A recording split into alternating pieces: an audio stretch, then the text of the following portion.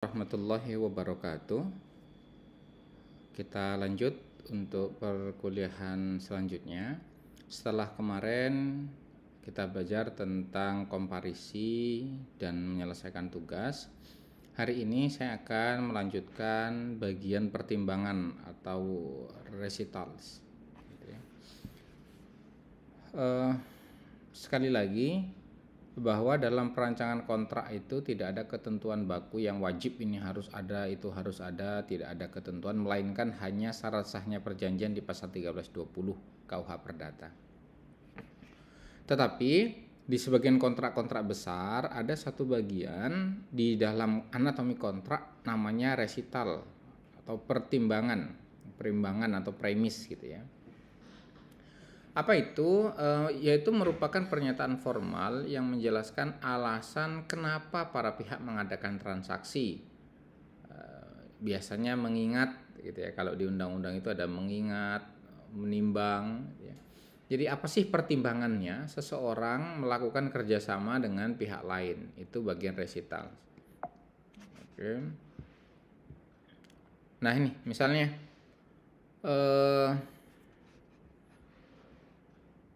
Misal di sini mengingat pihak pertama adalah pemilik bangunan seluas 500 meter persegi dan tanah yang terletak di sini. Mengingat pihak kedua adalah sebuah perusahaan distribusi suku cadang kendaraan berat di Indonesia akan membuka kantor perwakilan di Jogja. Jadi gini, pertimbangannya gini nih. Di bagian pertimbangannya harus saling terkait. Misal pertimbangannya satu orang itu punya tanah dan bangunan misal seluas ini di Jogja. Sedangkan di satu sisi ada pihak yang butuh tanah dan bangunan misal untuk kantor perwakilan. Jadi kan ketemu keinginan para pihak. Satu punya tanah, satu punya keinginan buat mendirikan suatu perusahaan tertentu. Atau contoh lain misalnya. Misal saya pengen balik nama. Mengingat pihak pertama adalah orang yang ingin melakukan balik nama gitu ya. Sedangkan pihak kedua adalah notaris gitu ya. Atau misalnya mengingat pihak pertama itu adalah pemilik usaha misalnya rumah makan, sedangkan yang satunya adalah pengusaha ayam potong. Jadi kerjasamanya adalah pemilik usaha ayam potong ingin menyuplai ke pemilik usaha rumah makan gitu ya. Itulah bagian pertimbangan. Jadi ada keterkaitan, ada korelasi kenapa kemudian pihak pertama ingin membuat satu perjanjian dengan pihak kedua. Atau contoh lain misalnya memorandum of understanding tanggal. Jadi biasanya kalau dalam lingkup perguruan tinggi misal MOU itu dilakukan antar perguruan tinggi, misal UIN Raden Fatah dengan Unsri gitu ya. Itu MOU.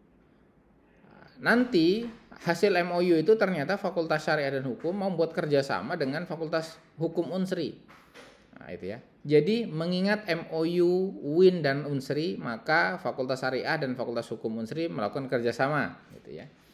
Atau mengingat basic agreement, gitu ya. Atau mengingat pihak pertama seperti yang tadi, mengingat pihak pertama adalah pemilik tanah, mengingat pihak kedua adalah orang yang mencari tanah. Gitu. Itu bagian resital.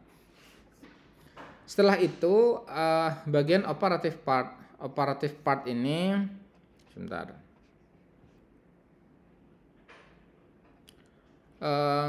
Setelah bagian pertimbangan diakhiri, kemudian ditambahkan kata-kata oleh karena itu para pihak membuat kesepakatan sebagai berikut. Atau oleh karena itu para pihak sepakat untuk bekerja sama dengan syarat-syarat sebagai berikut. Itu. Jadi bagian operatif part itu. Jadi bagian resital atau pertimbangan itu memuat tentang alasan-alasan para pihak untuk melakukan satu kerjasama atau satu transaksi bisnis tertentu. Setelah itu diikuti dengan bagian operatif part. Operatif part itu adalah kalau di bagian tubuh itu bagian lehernya lah yang menyambungkan kepala dan badan. Ya, jadi misalnya setelah menyebutkan pertimbangannya apa buat kerjasama, maka dengan itu para pihak sepakat untuk menjalin kerjasama apa. Itu bagian operatif part. Misalnya, ini contohnya nih. Mengingat pihak pertama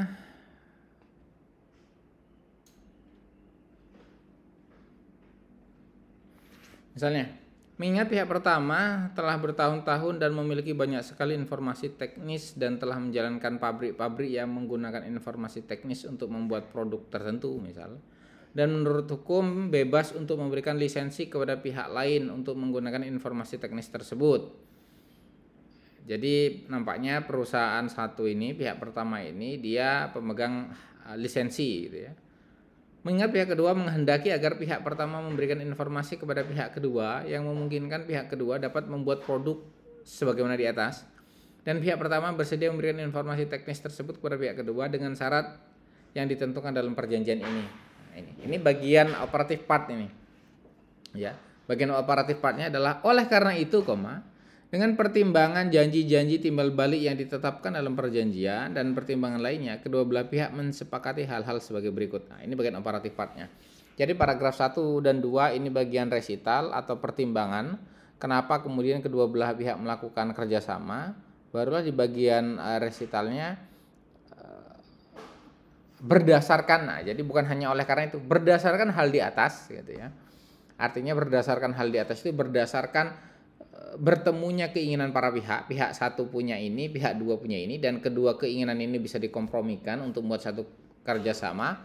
Nah, berdasarkan hal itu atau oleh karena itu, dengan demikian, dengan pertimbangan di atas misal, maka para pihak sepakat membuat perjanjian dengan hal-hal sebagai berikut ya.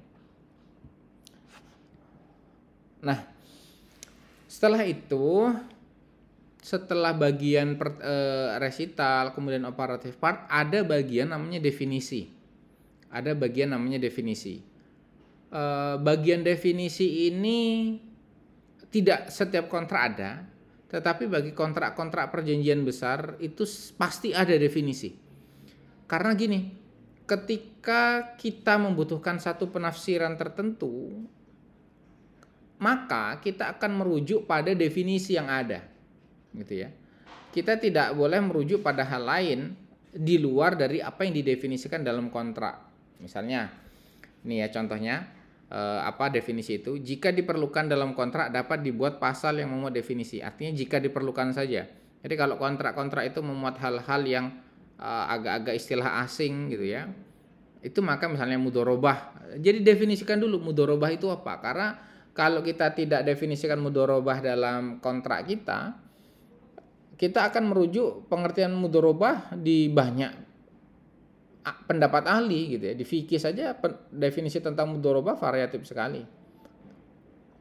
Bagian ini memuat penjelasan resmi terhadap berbagai istilah yang dipakai dalam perjanjian. Jadi misal ada istilah-istilah misalnya letter credit dan lain sebagainya. Maka definisi inilah menjadi penafsiran resmi terhadap istilah yang ada dalam kontrak. Jadi kita tidak mencari penafsiran lain selain dari apa yang ada dalam definisi.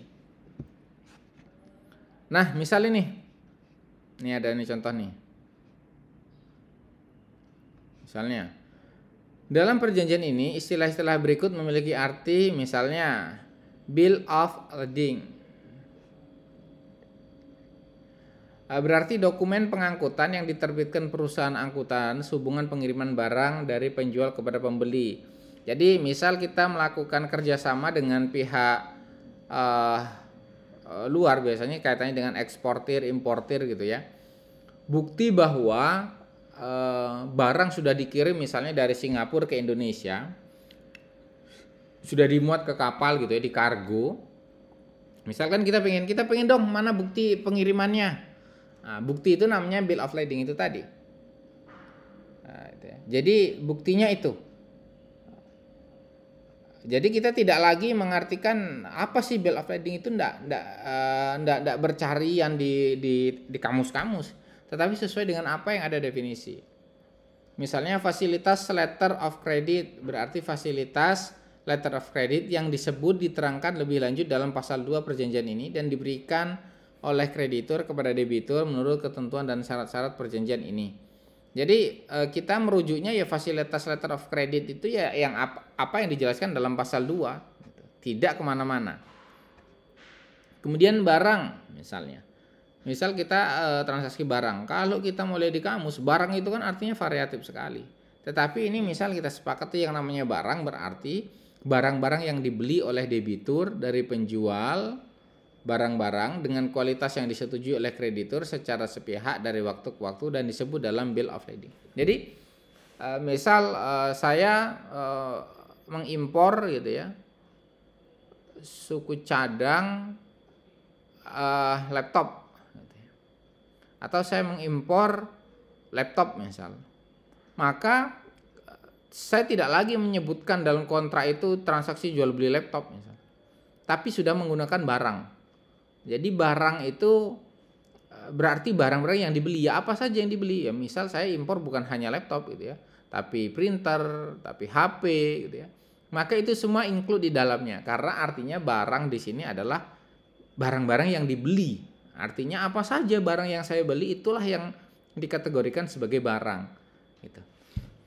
Jadi sekali lagi seperti yang ditekankan tadi di awal bahwa definisi ini tidak mutlak harus ada, tetapi jika diperlukan dalam kontrak, maka definisi ini harus dibuat untuk apa? Untuk menghindari multitafsir dalam pembuatan kontrak. Sehingga jika ada kata-kata, jika ada diksi yang memerlukan penafsiran, maka penafsirannya kita akan rujuk berdasarkan definisi yang ada dalam kontrak dan tidak melebar kemana-mana. Gitu. Jadi misal kalau dalam undang-undang, coba kalian pernah nggak lihat undang-undang? Di undang-undang itulah nanti kita dapat memberi misalnya dalam karena kita orang ekonomi syariah ya. Misal di pasal 49 Undang-Undang Nomor 3 Tahun 2006 sebagaimana perubahan kedua atas Undang-Undang tentang Peradilan Agama tahun 89 ya. Di situ ada di pasal 499 huruf terakhir itu adalah ekonomi syariah. Jadi salah satu kewenangan absolut peradilan agama itu adalah ekonomi syariah. Pertanyaannya, ekonomi syariah itu mencakup apa saja? Gitu nah. Kita kan umum sekali ekonomi syariah itu. Jadi yang masuk ekonomi syariah itu apa? Maka untuk menafsirkan apa saja yang masuk dalam cakupan ekonomi syariah kita lihat di penjelasan pasal itu. Gitu ya. Nah, itu. Tapi kalau tidak ada penjelasan lebih lanjut, kita akan sangat multitafsir sekali. Apa saja nanti berbau syariah dibawanya ke pengadilan agama misal. Oleh karena itu penting adanya pembatasan. Definisi itu untuk membatasi penafsiran-penafsiran di luar dari apa yang telah disepakati di awal dalam kontrak. Oke, mungkin itu saja pertemuan kita kali ini. Tugasnya adalah kalian melanjutkan. Jadi coba kalian cermati dalam kontrak yang akan kalian buat, buatlah bagian resitalnya, kemudian buat juga bagian operative part atau bagian leher dari kontrak, kemudian definisi. Coba definisikan kira-kira apa saja yang perlu dibuat dalam definisi dalam kontrak kalian. Oke, mungkin itu saja pertemuan kita kali ini. Nanti dikumpul di pertemuan ke berapa ya? Keempat atau kelima. Coba nanti cek aja di e-learning. Saya akhiri. Wassalamualaikum warahmatullahi wabarakatuh.